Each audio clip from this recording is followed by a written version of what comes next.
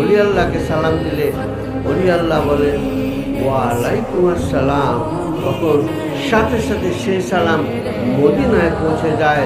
মদিনায় যখন পৌঁছে যায় মদিনায় তখন মদিনাওয়ালা বলে ওয়ালাইকুম আসসালাম ইয়া উম্মতি, সাথে সাথে আল্লাহ রাব্বুল আলামিন বলে আসো, তোমার সাথে আমি এখন প্রেম করার যোগ্য তুমি হয়েছ।